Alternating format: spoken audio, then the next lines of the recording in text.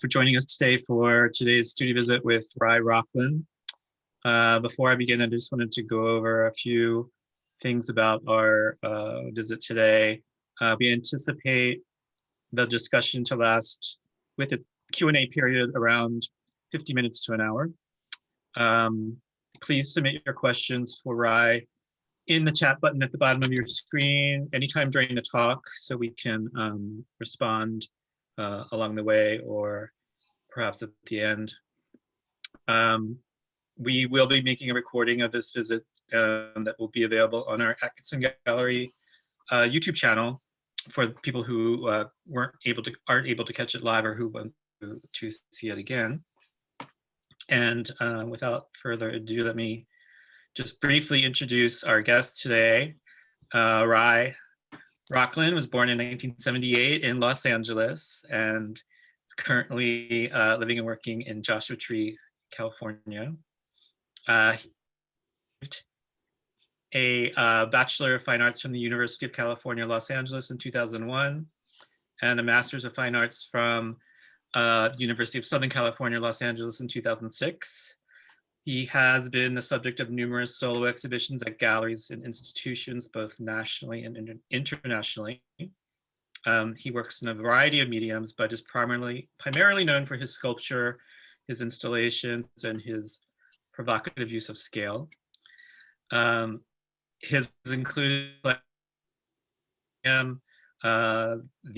Rubell Family Collection, the Museum of Contemporary Art in LA, the Metropolitan Museum of Art. He has been featured in the Whitney Biennial in 2008 and the 2012 iteration of Made in LA at the Hammer Museum. And some of you may recognize his work. He was recently featured in our exhibition, 11 Figures in 2 Parts, last spring of 2020. So please join me in welcoming Rye. Thank you for joining us, Rye. Oh, thanks so much for having me, John. What a lovely introduction. And thank you guys for all being here today. Yeah, it's been crazy. It's been 17 years since I've been in the Whitney Biennial, which still feels like yesterday. Yeah, right. It definitely doesn't feel like yesterday. But anyway, so much has happened since, and I figured I would talk with you guys about kind of tell a story through 3 bodies of work that I've been developing and working on for a number of years. And I'm excited to share these 3 bodies of work with you guys in the sense that through each one of them, the work has developed and kind of taken me in a direction that is somewhat unexpected. It's a story of how an artwork may start at one place, and when the artwork's finished, you think you're done, but next thing you know, one thing leads to another, and the work keeps going, and you are taken on a journey. And so yeah, please join me on this journey of these 3 bodies of work, and thanks again for coming. So I'll do a little screen sharing. And then, let's see. So yes, my name. And so the first body of work I wanted to talk to you guys about is called Trophy Modern. And so it starts, well, with an inspiration. Mike Kelly's seminal More Love Hours Than Can Ever Be Repaid and the Wages of Sin from 1987.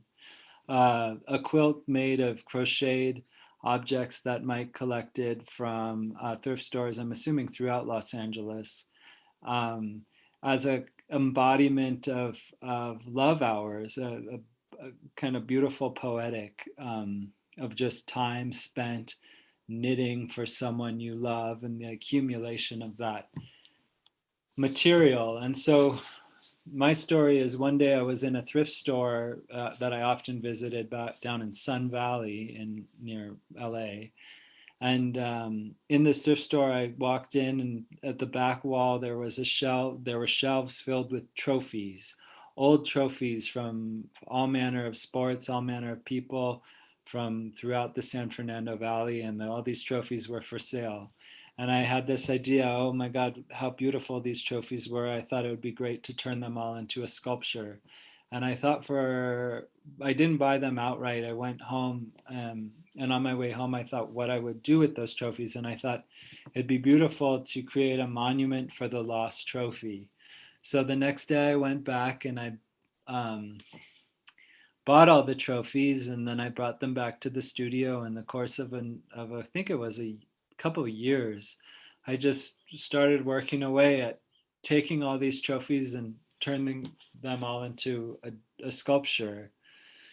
And so the idea was to just use the vernacular of trophy construction to extend the kind of connective planes that happen on the trophies. I don't know if you guys are familiar, but trophies are all made with essentially like quarter-inch threaded rod columns to cover this rod that runs through, and then uh, trophy, marble and wood bases. And so, but just taking those ingredients and extending them, I um, made this sculpture. And the idea was that contained within it were all these little stories of championships won and lost, and um, there was a kind of personal touch to everything. That was there. It was important in a way that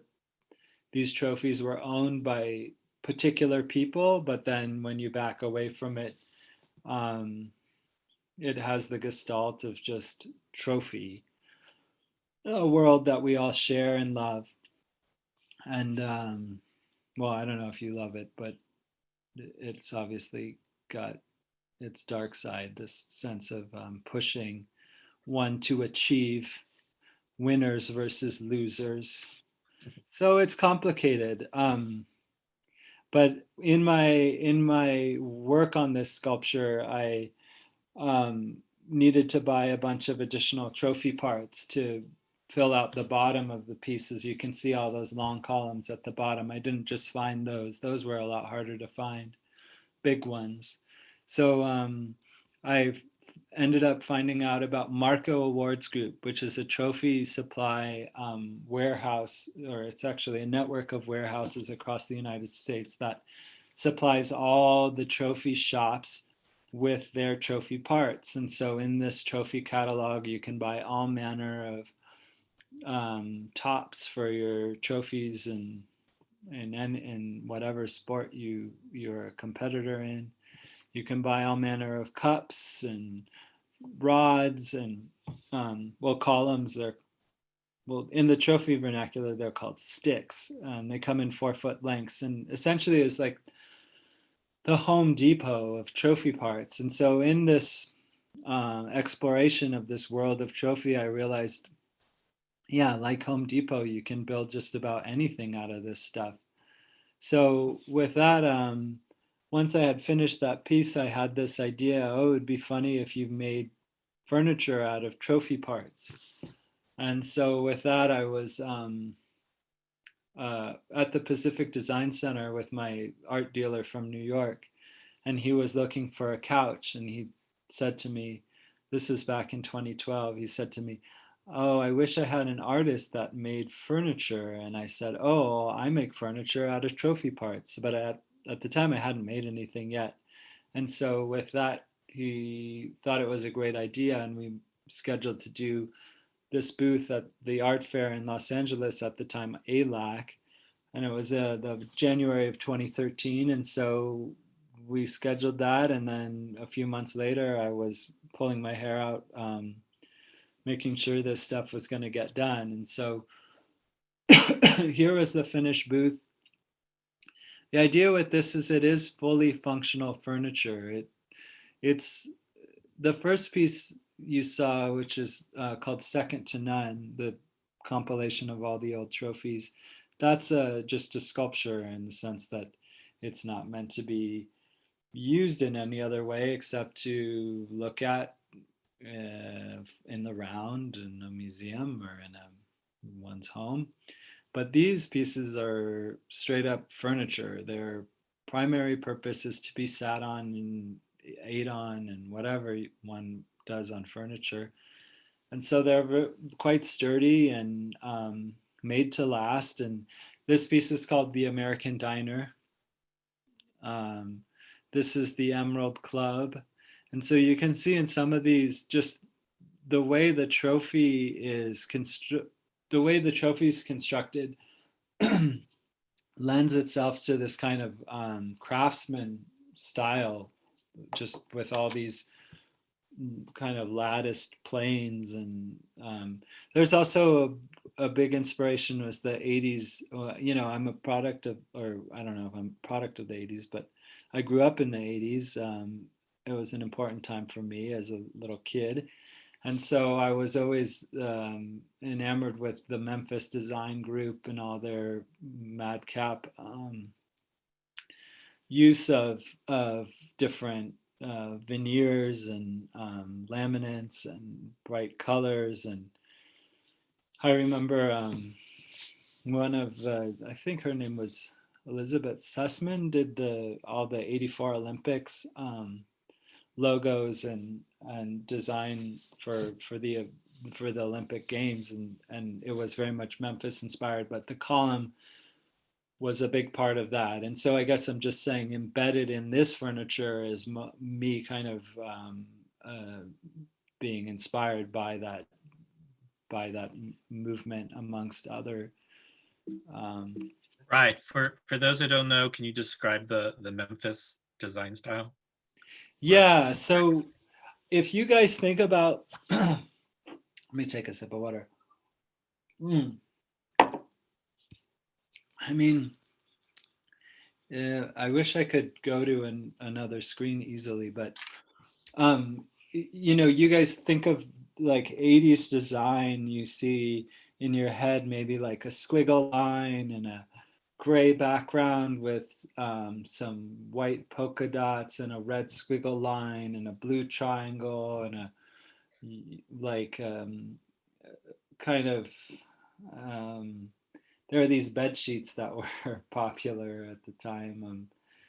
I'm trying to think what else, like a lot of faux granite laminate on things. It was started by artist, I forgot his, Atche Satsas, I forgot his first name, but he's Italian, and so he started this design movement in Italy, and then I forgot why they're called Memphis Design, but there were designers from all around the world who were part of it. One of which was artist Peter Shire, who continues to make work here in LA. He was a big part of it, and he designed all this furniture that's like a lot of different, like very angular pieces in bright colors but the angles are not at 90 degrees, and they'll be like kind of a triangle intersecting a plane. And just look it up and you'll be like, oh yeah, that's good old Memphis design. So this is the cups of coffee table, and this is the world couch. And then in making this stuff, so that booth that I showed you was at the art fair in Los Angeles back in 2013, and at the time, the benevolent Absolute Vodka had some scouts looking for artists to be a part of their art bar experience that they were doing at the big art fairs of the day. And so one of their scouts saw my presentation at the art fair of Trophy Modern, which again just started as almost a joke. And so they really loved this furniture, and they approached me and they asked if I would be interested in creating an art bar experience in Miami with Trophy Modern. And in my mind, I was really excited with this opportunity, because in my head, with this piece in particular, Trophy Modern was almost like I guess the way I was thinking about it is the actual work was furniture, but then the kind of conceptual idea was that it was like this a furniture company. I mean, I guess it is a company. I don't have a LLC or anything, but um, that yeah, it was a brand that I was developing a brand called Trophy Modern, and it was a whole lifestyle of winning. And I mean, there's like a kind of slogan. It's ripe for slogans and commercials and all that. So anyway, I was intrigued by this idea of collaborating with Absolute. Obviously, there was money involved, which is another compelling quality to the arrangement. But uh, yeah, so I like this idea of working with another brand, and Trophy Modern being my brand, and these two brands collaborating on this experience in Miami. And so anyway, um, for that I needed help. I needed to make a ton of this furniture, and so I was working with a fabrication company who helped create these schematics, so I could have a furniture maker make this stuff to my exact specifications. And so I was really, I love this too, because in my head, the Trophy Modern was also so much like IKEA, where it was a set of, like, you could, I've never done this, but I thought it would be nice to do an edition of the American diner chair that would just come in a cardboard box, and you would assemble it like you would in a piece of IKEA furniture, with the threaded rods all cut. And so, yeah, it's a very cut and dry, exacting way of making something. Like I knew exactly what needed to be done. You need to cut 8 columns at 3 13/16, and 11 columns at 5 9/16. So anyway, all of that led up to this art bar experience in Miami. It was called Night Court. And so it was this giant carpeted tent that was just filled with Trophy Modern. So we had the Trophy Modern bar with the 14 bar stools, which ended up actually at a soiree in Santa Barbara with the incredible Freddie Jonka. And anyways, so it's gone on and on, this Trophy Modern, which is why I'm sharing it with you today. It started at this little place in the Pacific Design Center in my head, and it kind of blew up, at least in 2013. And then after creating all these works for the Art Basel experience, which included ping pong tables and bleacher sets, and there was also a stage, and we curated some artists to come perform. And here's a host of young folks on the Trophy Modern bleacher, and they're at this moment watching Mickey Blanco. I think they were watching Young Jake, but um, that's Mickey Blanco who performed. Um, and here's the kind of full Monty of Trophy Modern pieces. And so once that um, show was done, I had a lot of Trophy Modern that came back to me in this giant, in a semi truck. And I had a storage situation. I was paying a lot of money in storage every month. And so finally, after a couple of years, I realized it'd be smart if we bought a house in Joshua Tree and paid as much as we'd pay, and would, instead of paying a bunch of money towards our storage, we'd pay the same amount of money towards a house and be able to showcase the furniture in this home. And so that's what we did. We bought this house in 2016 in Joshua Tree. Now, some of you may ask, why Joshua Tree? And a couple of factors. One, it was affordable in the sense that there was that kind of equal money thing between the storage and the mortgage bill. But then, more importantly, a dear friend and mentor, Andrea Zattel, had been bringing me out to Joshua Tree for a number of years with her High Desert Test Sites project that she started, I think, with John Connolly, in fact, back in, John, when was that? Do you remember the first high desert test sites? 2002. 2002. Wow. So Andrea, yeah, started this kind of biennial of sorts, or triennial, or just varied, right? Well, yeah, it started off as a experimental idea, really, with her and a uh, a collector of hers who was, would go to visit her in Joshua Tree, was really taken by the location and actually bought a parcel of land in near Pioneer Town, and we just had this idea of doing sculptural projects out in the wild. And so the first one, was not very structured, and I uh, I personally curated a video program that we showed out in the middle of the desert with Mungo Thompson and Assume Vivid Astrofocus and Force Field, for instance. So and then it just sort of grew and snowballed from there. And you and I were just talking about before we started the thing that the archive was just acquired by the Nomadic Art Museum, and they'll be exhibiting it next summer, and then we hope to bring it to Santa Barbara City College next spring, or the following Yeah. spring. Oh, that's so exciting. And yeah, it was an incredible um, festival of art and weirdness. It's a special place out here. Not only does Andrea have a bunch of property where she houses her sculptures, her container units, which are these kind of livable containment structures, and um, she's got an amazing property. But there's also, of course, the Noah Purfoy Foundation, and then the um, what's that thing? The Institute of Metaphysics, and um, okay. Anyway, there's a lot of interesting stuff going on out here. So it was exciting to have this idea to buy this house, and then set up all the Trophy Modern inside, and then have a Trophy Modern home.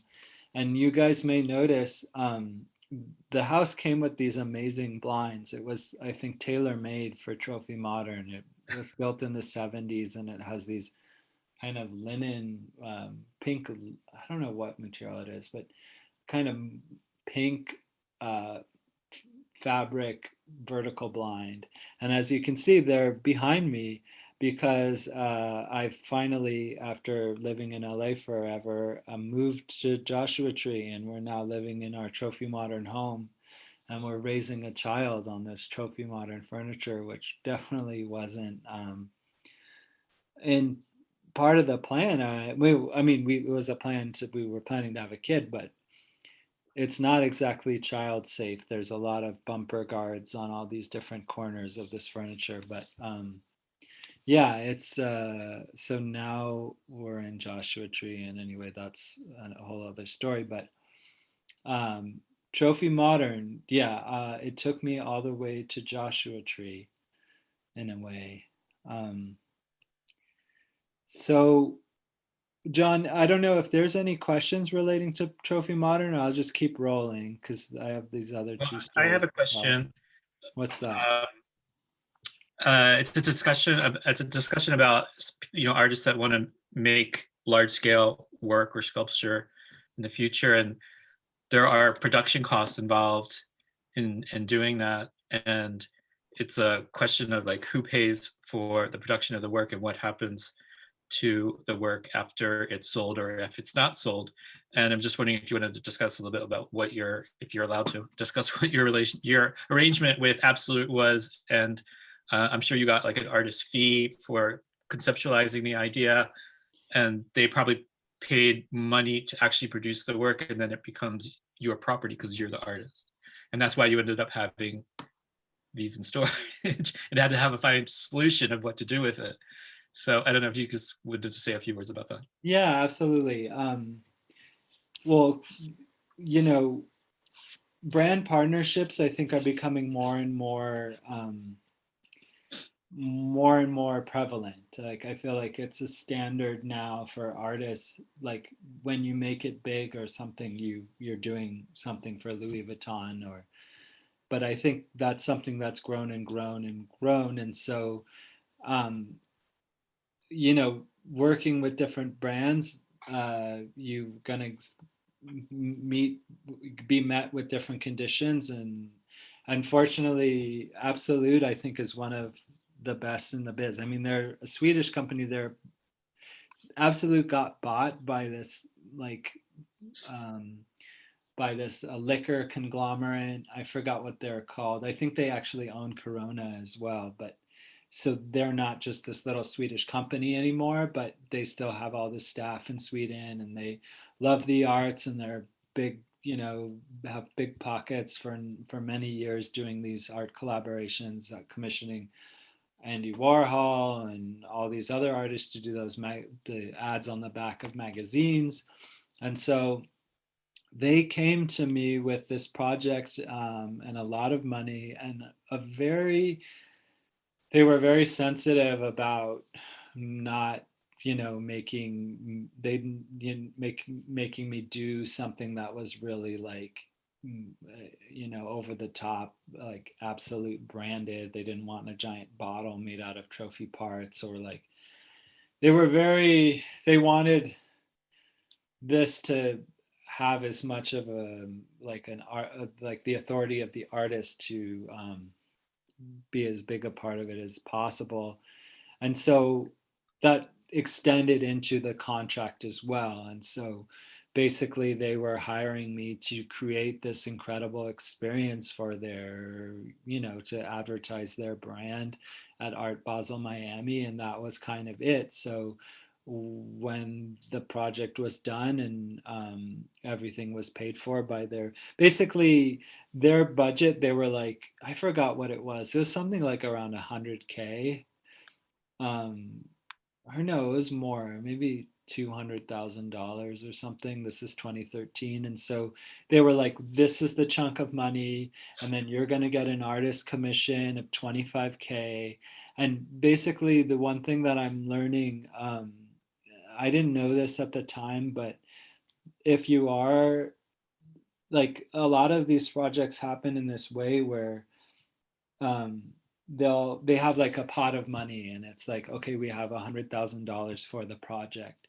And so one way to figure out your art, what I heard was a standard for an artist commission fee, like that's like your fee from that money, is usually, the standard is like 20%. So if you got, somebody comes to you with 100K to do this wild idea, then you say, well, $20,000 is for my brain and all the, thinking and work I'm going to be doing on this. And then you got 40,000 for production and yada, yada, yada. So anyway, that's an aside, but that was a helpful bit of information I found, even just aside from this project. So yeah, I had my best friend who's my lawyer now. He's a entertainment lawyer and looks at contracts all day. So he had a good look at that contract and negotiated business class flight accommodations for me. But other than that,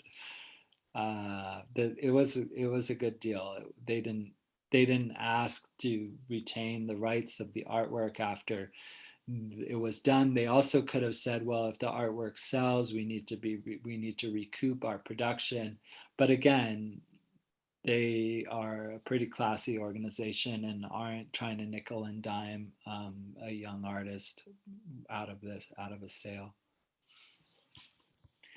Yeah, So that's helpful to know, and it's even on like a much smaller scale. It's just something that artists should be thinking about in terms of the cost for making something. Is it viable, um, for you to pay for yourself, or do you have a relationship with your gallerist to help pay for it? And what happens to it after it's sold? Who gets, does people, it's just a lot of questions to think about. And one question we had is, are you now able to write off your square footage, as portion of your square footage of your house as workspace?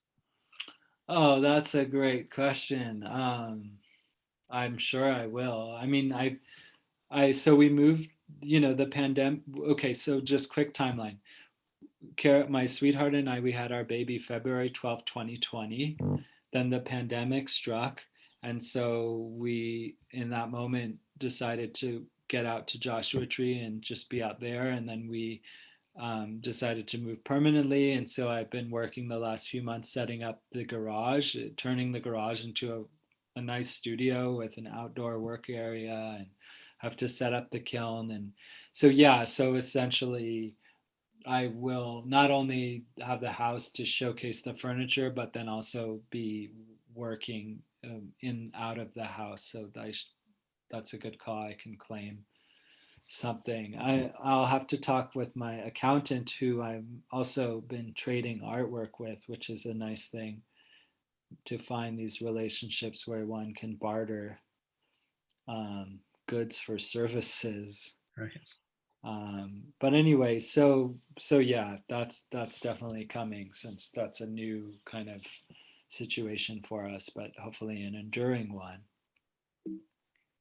Why does it always do that? Okay, so the next body of work, and John, what time is it? I mean, maybe I won't even make it through. I should probably speed up a little, right? We're around 4:34.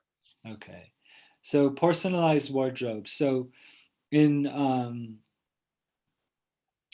when was it? In, oh my gosh, in 2014, I had this idea to cast my entire wardrobe in porcelain for a show in New York City at a gallery called Untitled.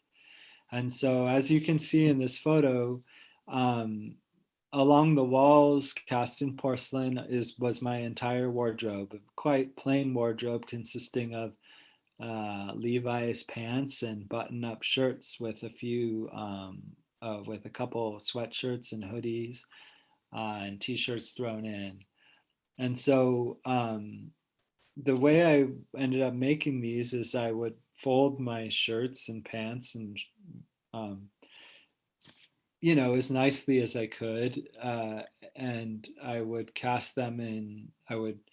Well, okay, I'll back up for a sec. I was particularly attracted to this idea for a number of reasons. One, I thought it was quite nice how these works operated as portraiture, that, and as well as a sculpture. So they were hanging on the wall. They look almost like a real shirt. There's quite a bit of detail. You can see the stitching on the shirts and even the embroidered tags and the wrinkles and folds, obviously. Um, but then they also act like a portrait, a painting, like they kind of occupy the same space on the wall as a portrait painting would. And I think my work in general, I mean, these works I'm showing you today aren't the best examples of it, but it often acts as a kind of portraiture um, of an object. There's a kind of specificity, and at the same time, like with these works, there's the specificity of, this is my shirt, it's my wardrobe, but then also it's very generic, and it could be your shirt. I mean, John's wearing a shirt like that one, and I think they're ubiquitous. So often this work rides that line of this specificity and particularity and generic ubiquity. And anyway, so these were some of the works hanging on the wall, my old hoodie. And then the way I made them was I would fold them and apply a fabric hardener, and then pour plaster over the top and make these one-part molds. And so you can see on the shelves, those are all molds. They're almost like tombstones, or they're heavy, and they're just one side. So essentially you flip the mold, you put the mold face up on the table, and you press the clay into the mold, and then you get your shirt. And I was thinking there's a kind of this archive feels like a library of sorts of my wardrobe, and a kind of there's a printmaking quality to it as well, where you roll out a slab of clay and you push it into the mold, and you get your object. And so in the creation of this work, I initially started just with the white castings, but then I was as I learned more about ceramics, I learned that you could tint slip, which I don't know if you guys are familiar. Slip is a liquid clay. It's a clay in liquid form. So you could pour this liquid clay into the mold, and then the plaster mold would suck the water out of the liquid clay, and then the actual clay body would build up on the surface of the mold.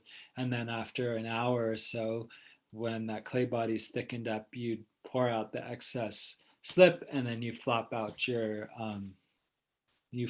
shirt from the one part mold. And so what we started doing was we would use colored slips, and we'd paint them into the mold, and then we'd get these castings. And so that was the next big step for these works, was bringing them into color without applying color over the top. Like that was a really critical aspect to these, was to retain that kind of softness and subtlety in the texture of the fabric.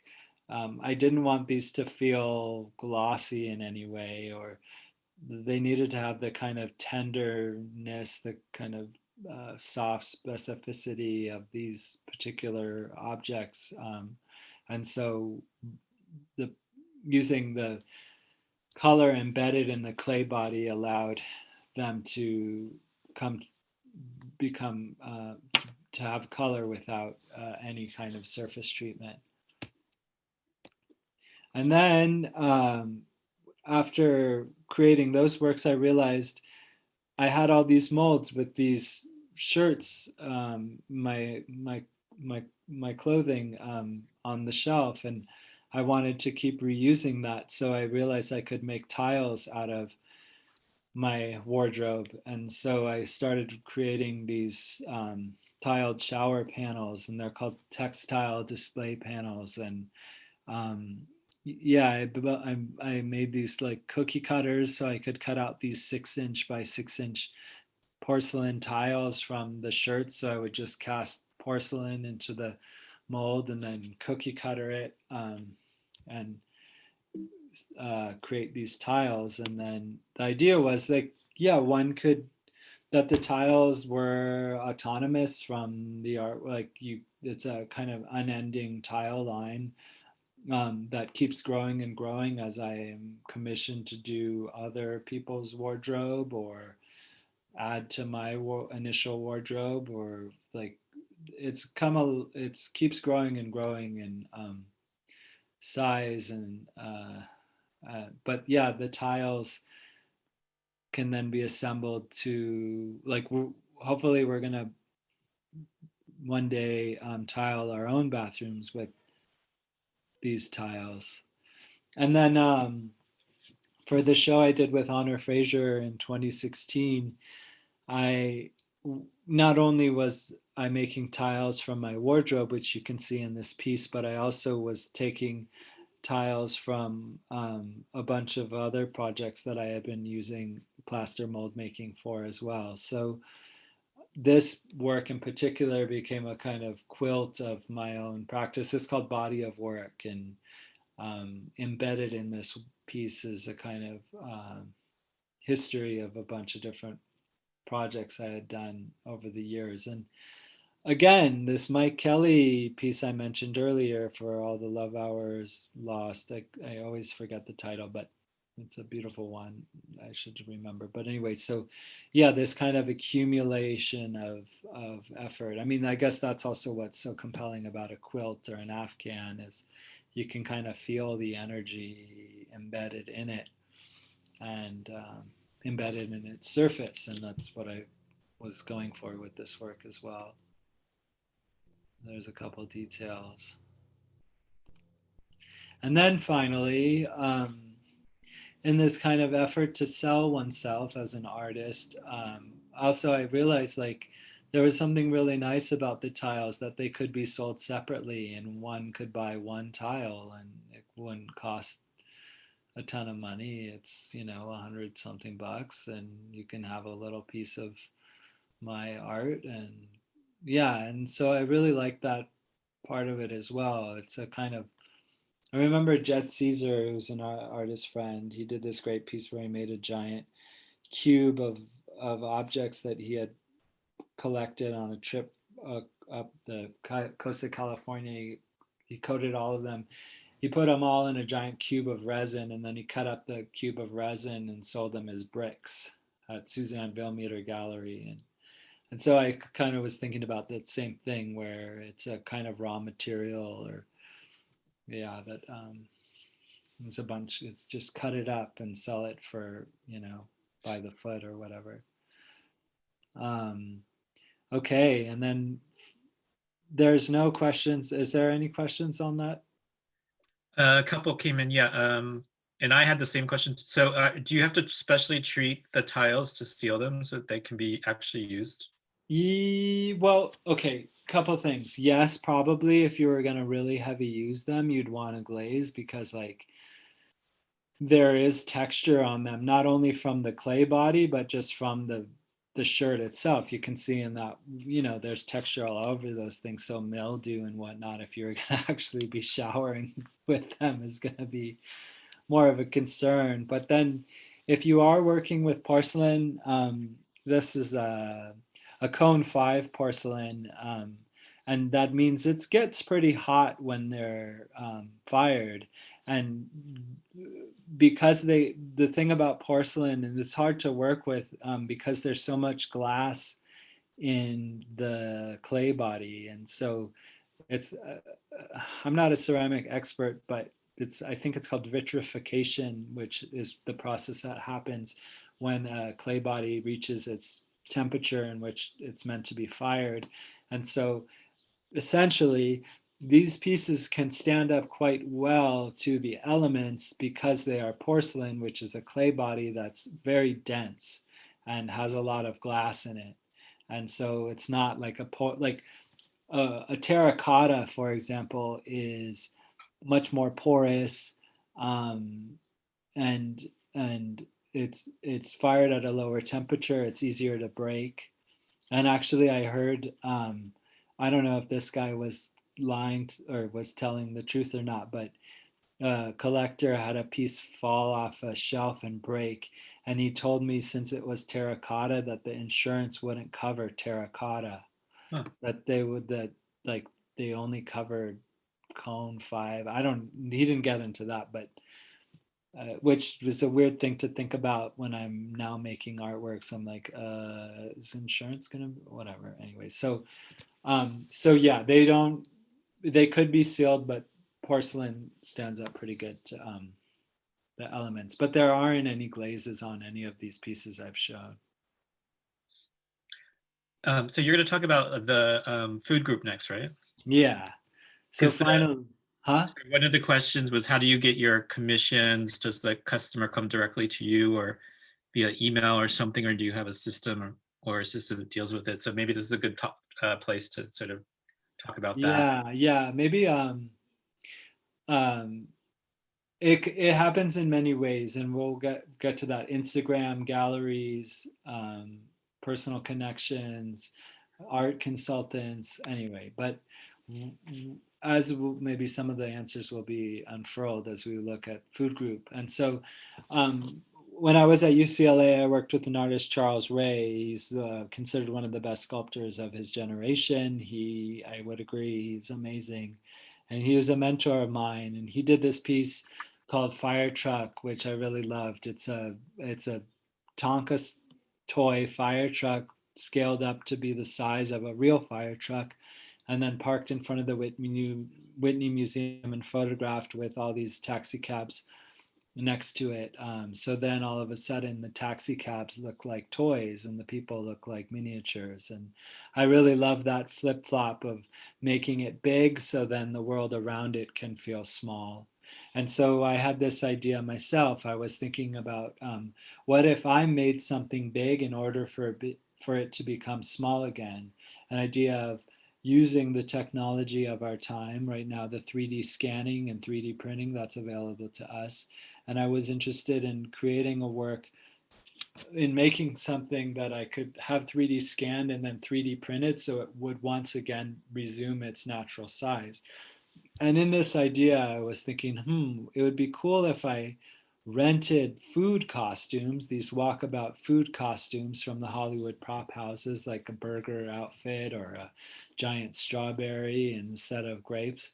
And if I had myself and my associates 3D scanned wearing these Hollywood costumes and then 3D printed in color. So the guy in the burger costume is now once again burger sized, or the guy in the apple costume is now apple sized. So that's my friend Nick, who's wearing the apple costume, which I think was a costume made for Fruit of the Loom. Um, but anyway, it's at this prop house at NBC Universal, and so this was the chamber that which which one goes into, and there's cameras all around that photograph you at every possible angle, and then a computer synthesizes all those photographs into a 3D scan, and then they take that 3D scan and feed it into a 3D color printer, and then they print it out in color. And so this is to give you a sense of scale, the plate is actually the size of a real paper plate. It's like a 10-inch plate that you see there in the image. And then on top is, of course, Nick Lowe photographed, 3D photographed and then 3D printed. So the apple resumes its natural size. So that's a sculpture you could hold in your hand. You could pick up Nick and take a bite out of him. And so I was interested in this idea of like, yeah, this fluctuation of scale where Klaus Oldenburg and Katharina Fritsch are big inspirations for me as well. I love Katharina's kind of, I don't know if you've seen, she does these like really beautiful indigo blue roosters that are giant, and it's really interesting matte color, but are obviously Klaus Oldenburg with the giant pushpin in the ground. And so for me, the question with these works were always like, Jeff Koontz's balloon dog, how big do you make the balloon dog? Where do you stop? How, and once I was able to meet Klaus Oldenburg, and I said, Klaus, it was great to see your show at MoMA, where you had all these works that were essentially to scale, like a drum set, a soft drum set that was the size of a real drum set. I said, as your career has progressed, I've noticed, you've gotten bigger in scale. And he said, well, as I get older, I get bigger. And so there was this kind of correlation in a way that, which always frustrated me about a question of scale, is like, how big are you going to make it? Well, how much money can I spend?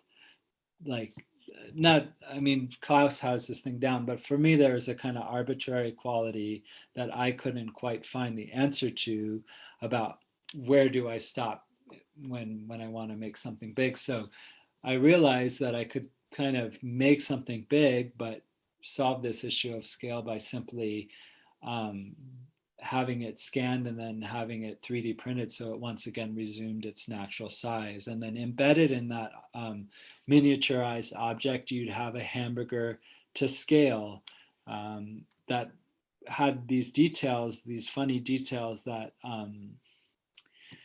uh, would indicate that they were from a bigger world. Like you can see the wrinkles on the fabric of the burger costume. Yeah, just those little details that indicated that there was this scale shift, but neither things were always kind of to scale with this project. Also in the sense of making a costume, like I wasn't making a giant, well, I ended up making my own costumes because there were only so many costumes I could rent, and there were some important foods that I needed to have in this collection. And so I set about making my own French fry costume. And so in this sense, I wasn't exactly making a giant set of French fries. I was simply making a normal size French fry costume. It was the costume was that big because that's how big the body could accommodate a good fry costume. So there was a funny thing where nothing was really out of scale, but nothing was ever to scale, and everything was always, anyway. I like the loopiness of that arrangement. And so I would go to this foam place and they would cut foam like I was at a deli, like cut it in whatever kind of slices I wanted. I would get my pizza crust and my cheese from this place, my fry foam. And there we have the finished costume with Jose Freire, who was my gallerist at the time at Team Gallery in New York, where I had my first show of these works posing in this costume. Now, Food Group is one hell of a journey, I'll tell you. It's an ongoing body of work that John graciously showed at the museum that you guys have on campus with my pixie costume and pixie miniature. And so here was a crush can in the making, and friend Grant Levy Lucero in the Crush, orange Crush costume. Again, once again, Crush size. And then here's my gallerist Honor Fraser in the grapes, and then her gallery director and friend Karina Pipon in the strawberry. And in this image, you can see how scale is working within this piece. That Karina is so much smaller than Honor because she's in the strawberry costume, and the strawberry has to correlate to the grapes and how it does in the real world, which is it's smaller. And so this was the show that I had in New York. And so when I initially came up with this idea, I was very excited to produce these costumes in order to make these sculptures. I considered the costumes as a kind of byproduct of the production of the sculptures, which I showed at the gallery here. But I was dissatisfied. I was hungry for more Food Group. I felt like that there was a kind of too much withholding happening in this show. The costumes were just too. I wanted to expand this show and have the costumes be a part of it. And so, I think a couple of years later, I had a show of Food Group at Honor Fraser, which was the kind of full Monty of Food Group. And so I had this picnic table backdrop printed. So the checkers uh, of the picnic tablecloth were were to scale, like they were to the food that was on top of them. And so here's all the costumes that I made: the piece of pizza, the taco, the cupcake, the fries, the crush, and the popcorn. And then in the next room, you had this long table, again with the repetition of the picnic table cloth, and then all of the sculptures perched atop, kind of Last Supper experience. I've also realized with this work that there's a sense, like even these 3D prints, they are sculptures, but they also still were performing to some degree as props. Because then I was doing video work in the gallery, kind of using this whole show as a backdrop, because I realized that Food Group, these costumes, they are born out of Hollywood, and in some ways they're meant to be inhabited and filmed on camera, like in commercials, and so I have since started developing a kind of theatrical um, uh, element to this work where I'm having people perform in the costumes, and so, but as well as part of that show, there's a regurgitation of these Food Group forms in all different mediums. So we have the 3D prints, we have them on video in the video room, and then we have these woven blankets that were hanging on the gallery walls, that which where the picnic table backdrop actually originated was in making these blankets. I wanted to have these picnic blankets with the picnic table backdrop photographed and then rewoven, and then so anyways, I could go on and on about food group, but I'm winding to a close. So finally, I felt like I had a breakthrough in my pursuit of creating a proper food group sculpture. And that was in taking the 3D the 3D prints that I had done, and then having them cast in bronze and then patinaed with some of the signature hues of the food, and then all welded together onto a bronze lunch tray. And then that lunch tray was then fastened to a picnic table in a park in Los Angeles that was part of a show called Current LA Food, which was a kind of triennial put on by the city of Los Angeles. It was commissioned by the city of Los Angeles, where I got a budget to produce not only this sculpture, but also a theatrical presentation to occur in the park every weekend in the month of October. And as you can see, initially I'd created these picnic blankets as a kind of outgrowth of this artwork, but then for when presented with this opportunity to do this performance in the park, of course, the picnic blankets would be used for people to sit on and watch food group perform for an audience here. And so I wrote songs, and I have a kind of story about how the food group travels through the park as if it were a giant body. And there's a kind of religious feeling to it. I was thinking about these foods as these are powerful foods. They are dangerous foods. They are foods meant to be consumed slowly and with care.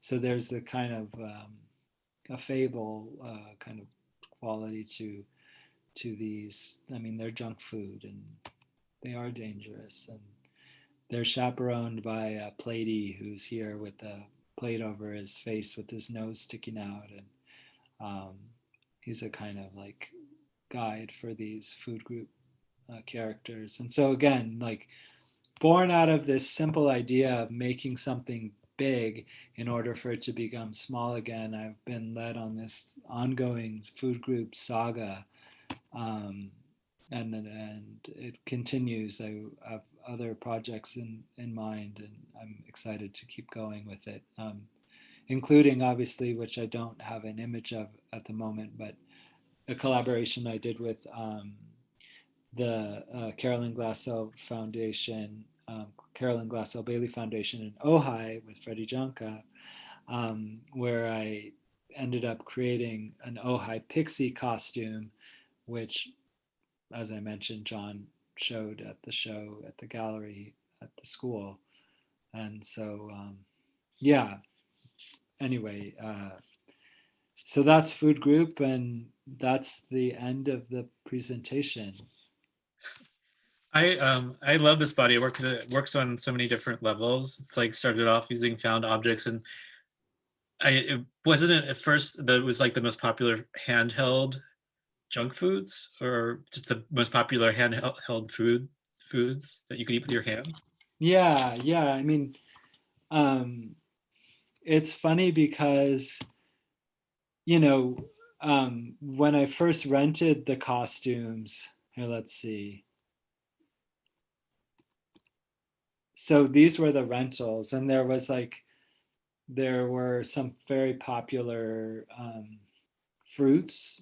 Obviously, Fruit of the Loom, I think, contributed greatly to the stock of the costume house. And then there was the burger costume. But then as I was working on it, I realized that I needed to have, there we go, that I wanted them to all be handheld foods, very foods that you can imagine in your head so clearly, foods that we've seen that have been like, I mean, I like this term processed foods in the sense that like they have been these they've been cultivated, like the burger and our perception of the burger has been cultivated through years and years of advertising and fast food corporate you know, demographic like surveys, and like there's just so much kind of energy and process gone into these foods that I was excited for to then make my own costume that was based on like a kind of like the most classic version of like what you'd expect to see. Like these, when I created these costumes, I wanted these costumes to be like the version of the costume that if somebody said I made a popcorn costume, it'd be like exactly the popcorn costume you dreamt of in your wildest dreams. Like it kind of fulfilled the desire for the best. Like I would say it's probably the best popcorn costume in the world. I mean, I would, you know, I don't know.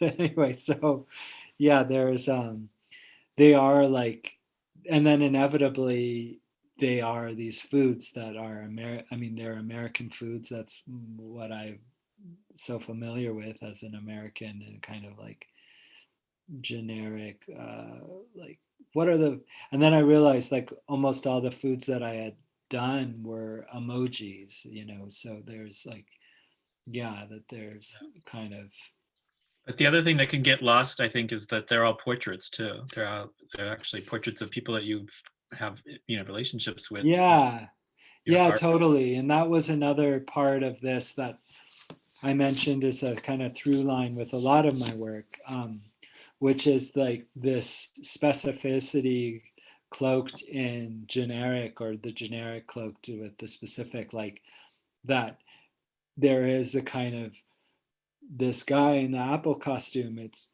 it's an apple. It's the apple you've always dreamed of. It's the apple you've seen before, but within that costume is someone who's very specific. And these sculptures were named after these people in these costumes, and so there's a kind of vitality that's brought to these works in their own specificity, that I don't like. Yeah, I wanted them, and in a way, there's a that my work is often dealing with the found object, and the like that the costumes in some ways were a found object, and then the people inside were another kind of found object, but that there is like, it's not a manufactured object, there's a ready-made quality to it as well.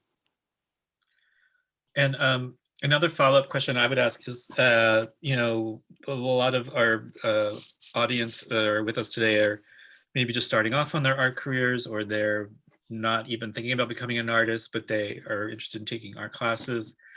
And I know that you transferred as a young undergrad to a different school. Do you have any advice for young artists, or people that are just in college, in terms of taking art classes, and what, like in particular, what stayed with you and from your art education?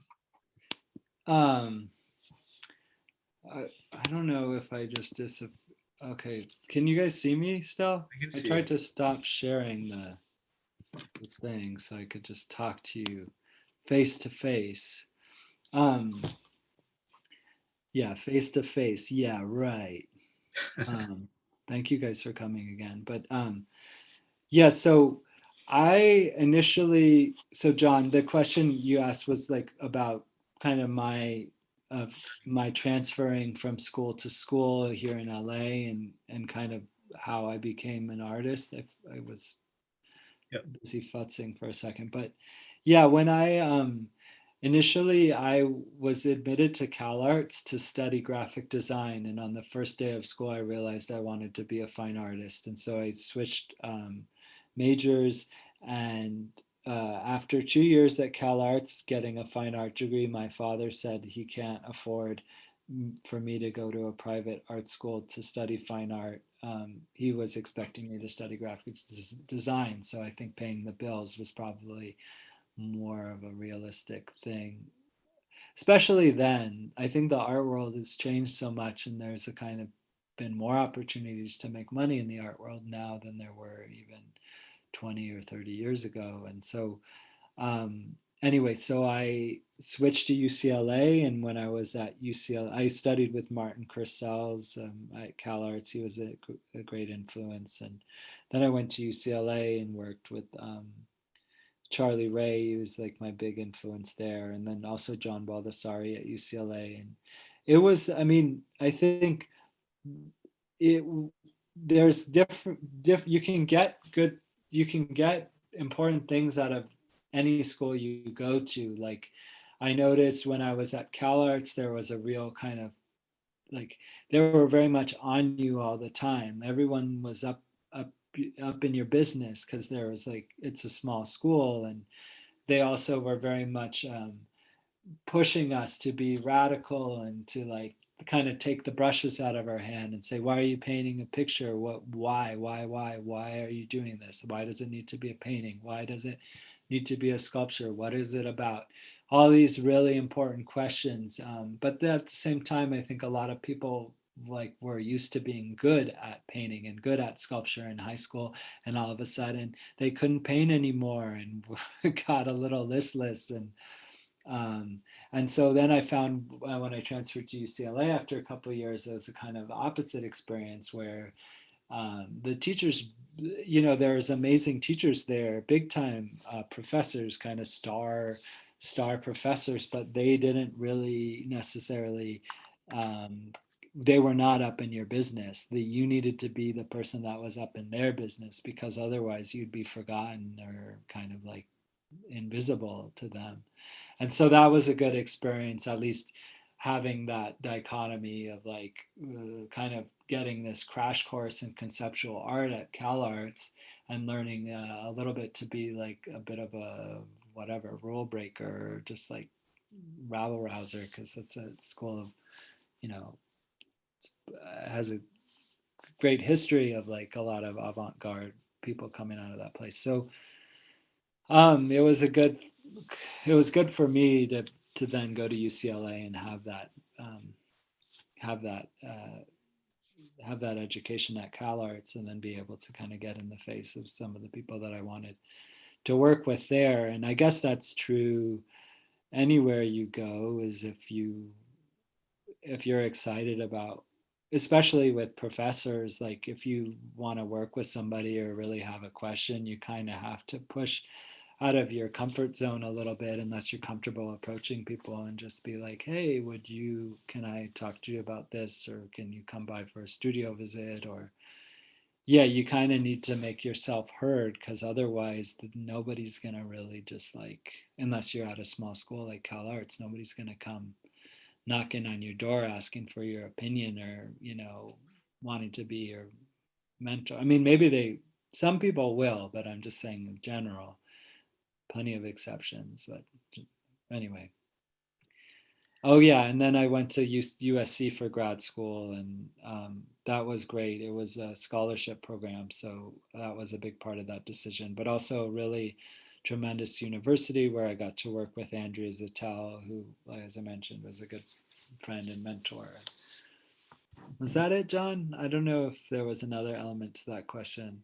No, that was good. I was just looking for any advice as a working successful artist that you could offer our students. But I love that you mentioned Andrea Zattel as a mentor, because that's one thing that I always encourage students to do, is to find a mentor. And one of the things that we've talked about in the past is interning for artists, or working in their studios as an artist assistant.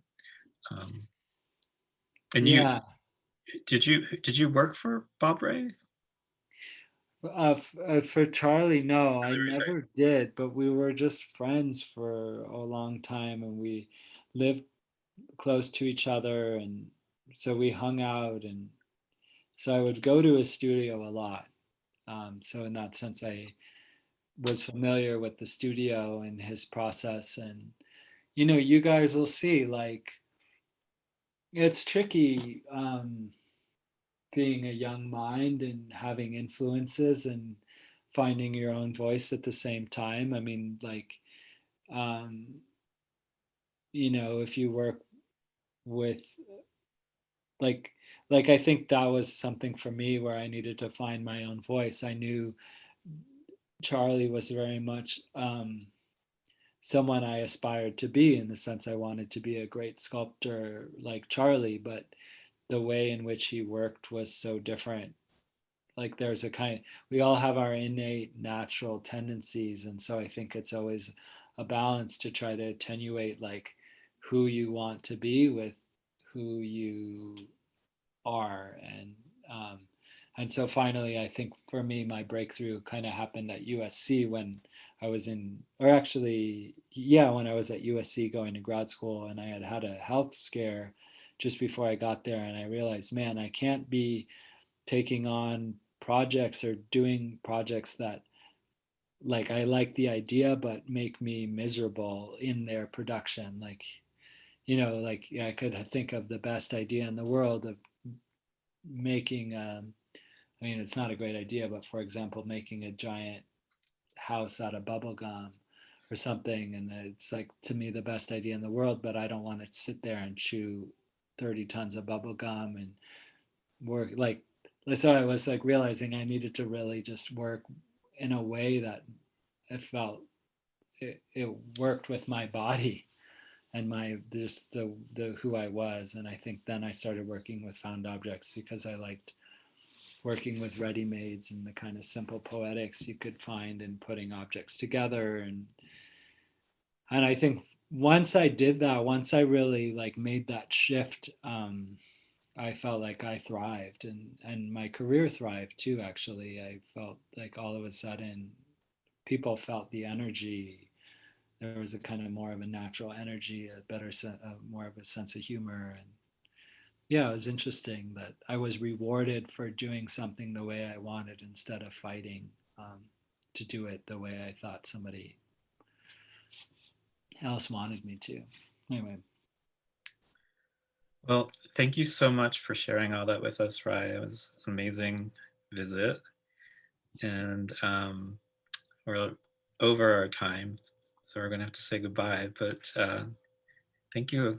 Thanks. Yeah. Thank you so much, John. Thanks so much for having me, and thank you guys for coming. And hope to see you guys out in the art world one day again.